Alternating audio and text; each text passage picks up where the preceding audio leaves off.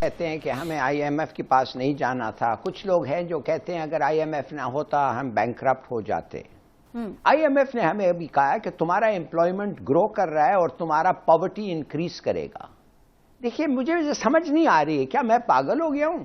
آپ کا rate of growth کم ہے، 1.5% ہوگا، مگر ٹیکسز زیادہ لگاؤ اور الیکٹریسٹی چارجز کو انکریز کرو. ریلیف دے دیں، لیکن اگر آئی ایم ایف کے پروگرام پر وہ عمل درآمد نہیں کرتے تو پھر ہمارے پاس شاید اتنے مالی جو وسائل ہیں وہ نہیں ہوں گے کہ ہم اپنی معیشت کو چلا سکیں. ہلو نمسکار دوستوں، آپ کا سواگت ہے میرے چینل میں، اور چینل کو سبسکرائب کیجئے اور لائک کیجئے. چلو ویڈیو کو سٹارٹ کرتے ہیں اور دیکھتے ہیں کیا ہوا. کہتے ہیں کہ ہمیں آئی ایم ایف کے پاس نہیں جانا تھا. کچھ لوگ ہیں جو کہتے ہیں اگر آئی ایم ایف نہ ہوتا ہم بینکرپٹ ہو جاتے. آئی ایم ایف نے ہمیں ابھی کہا کہ تمہارا امپلائمنٹ گرو کر رہا ہے اور تمہارا پاورٹی انکریز کرے گا. تمہارے پاس ٹیکسز زیادہ کرنا لگاؤ اور الیکٹرسٹی چارجز کو بڑھاؤ. دیکھیے مجھے سمجھ نہیں آ رہی ہے، کیا میں پاگل ہو گیا ہوں؟ آپ کا ریٹ آف گروتھ کم ہے، 1.5% ہوگا، مگر ٹیکسز زیادہ لگاؤ اور الیکٹرسٹی چارجز کو انکریز کرو. جب آپ کا سینسٹیو پرائس انڈیکس جو خاص کھانا وانا ہوتا ہے وہ 17% ہے، انفلیشن 9% ہے. اس میں بتاتا ہوں 30% ہر سال آپ کا فیول کا ٹیکس بڑھے گا جب تک یہ آئی ایم ایف پروگرام ہے.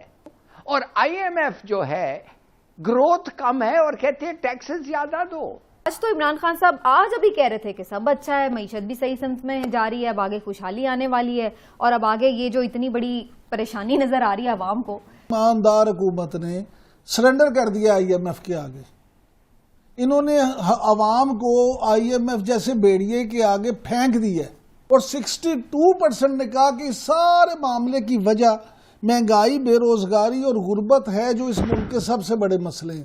کہ مہنگائی، بے روزگاری اور غربت، اس حکومت نے 32-33 ماہ میں ان کو کم کرنے کے لیے کچھ کام کیا یا بڑھانے کے لیے کام کیا؟ کے لیے تو عوام بیچارے تو پسیں گے نا. کہ یہ اگر ٹھیک کرنا جائے تو پھر تنگی ہوتی ہے، کھینچنا پڑتا ہے، ٹیکسز کلیکٹ کرنا پڑتا ہے، زیادہ ہونا پڑتا ہے، سبسڈیز کو کٹ کرنا پڑتا ہے. ہلالی صاحب آج میرے پاس اسی دفتر میں ان 6 آدمیوں سے ایک آدمی بیٹھے ہوا تھا جو تحریک انصاف بنانے والے لوگوں میں شامل تھے.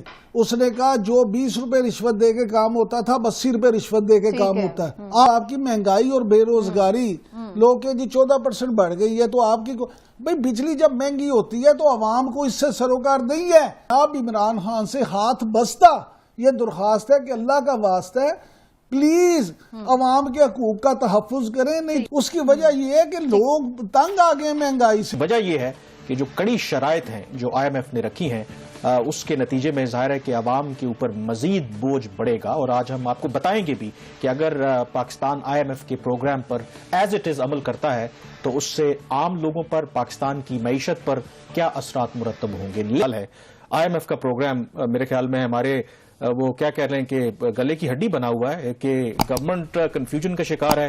ایک طرف وزیر اعظم صاحب جو ماضی کے وزیر خزانہ تھے ان کو اپریشیٹ بھی کرتے تھے کہ انہوں نے ریوائیو کی اکانومی، پھر بعد میں ان کو احساس ہوا نہیں جی یہ تو بالکل جو شرائط تھی آئی ایم ایف کی مانی ہے وہ تو حالات بالکل خراب ہیں. اب یہ جو سٹاف لیول کی رپورٹ بھی ہمارے سامنے آئے آئی ایم ایف کی، اچھی پکچر تو نظر نہیں آ رہی ہے. ایز فار ایز عام لوگوں کے اگر انٹرسٹ کی بات کریں کوئی بہتر تصویر نظر نہیں آتی ہے. کامران اس رپورٹ کے اندر بڑی کانٹراڈکشنز ہیں. ایک سائڈ پہ تو آئی ایم ایف کہہ رہا ہے کہ پاکستان کی جو اکانومی ہے وہ سال اس کی گروتھ 1.5% رہے گی. وہ جو عوام کے اوپر بوجھ پڑنے جا رہا ہے کہ اگر پاکستان کی اکانومی ابھی گرو نہیں کر پا رہی، کورونا وائرس سے پاکستان کو نجات نہیں ملی، پاکستان حالات کے اندر آپ عوام کے اوپر جو ہے وہ بوجھ ڈالنے جا رہے ہیں. جو اس کی نئی شرائط ہیں آئی ایم ایف کے پروگرام کی، کوئی 36% بجلی کی قیمتوں میں اضافہ ہونا جا رہا ہے. اور ہم بجلی کی قیمتوں میں جو پہلے اضافہ ہو چکا ہے، جو آئی ایم ایف کی رپورٹ ہمیں بتا رہی ہے، یہ بھی آئی ایم ایف کی شرط کے اوپر ہوا تھا. یہ پہلا ان کی کنڈیشن تھی کہ اگر حکومت ₹1.95 بجلی کی قیمت میں اضافہ کرے گی اور سرکولر ڈیٹ مینجمنٹ پلان کی اپروول دے گی، اور تیسرا پھر 140 ارب روپے کے اماؤنٹ کا ذکر نہیں ہے جو انکم ٹیکس کے نئے لگانے جانے تھے. کیا انہوں نے پہلے اینٹیسپیٹ نہیں کیا کہ یہ جو شرائط ہیں یہ اگر ہم مانیں گے تو پاکستان کی معیشت بھی نہیں چلے گی، عوام کو ہم کچھ دے بھی نہیں پائیں گے. تو جو آئی ایم ایف کی شرائط ہیں اس نے حکومت کو مشکل میں ڈال دی ہے. اگر وہ IMF کی شرائط پر عمل درآمد کرتے ہیں تو شاید ان کے پاس اتنے پیسے نہیں بچتے کہ وہ عوام کو کسی بھی طرح کا ریلیف دے دیں, لیکن اگر IMF کے پروگرام پر وہ عمل درآمد نہیں کرتے تو پھر ہمارے پاس شاید اتنے مالی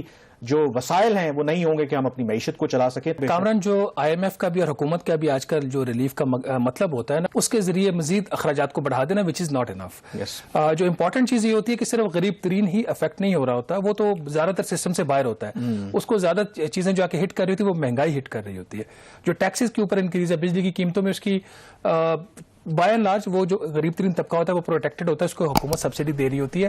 تو جو مڈل انکم گروپ ہے وہ زیادہ ہٹ ہوتا ہے. ابھی جو آپ کو سارے وہ افسانے سننے کو مل رہے ہیں نا کہ ہم نے ٹارگٹ اپنا حاصل کر لیا, 46% گروتھ ہوگی, اس کے پیچھے جائیں کامران تو وہ لگتا ہے آپ کو یہ ہے کہ اس میں صرف 45% جتنی بھی ٹیکس کلیکشن پاکستان میں ہو رہی ہے نا, 45% آپ کی امپورٹ سٹیج کے اوپر ہو رہی ہے. وہ پیٹرولیم لیوی, اس میں بھی یہ گورنمنٹ جو ہے وہ اگلے سال اضافہ کرنے کا سوچ رہی ہے, اور یہ وہ میجر ہے کہ جہاں پر گورنمنٹ عام لوگوں کو ریلیف دے سکتی ہے. ظاہر ہے کہ جب پیٹرولیم پرائسز بڑھتی ہیں تو یہ اگین عوام کے لیے مزید مسائل پڑتے ہیں. مطلب پیٹرولیم لیوی ہے تو ٹیکس ہی, مطلب ہمیں پتا ہے کہ وہ اسد عمر صاحب جب اپوزیشن میں تھے بڑا کیلکولیشن دیتے تھے کہ ایکچوئل پرائس کتنی ہے اور کتنا ہم اس پہ ٹیکس ادا کرتے ہیں.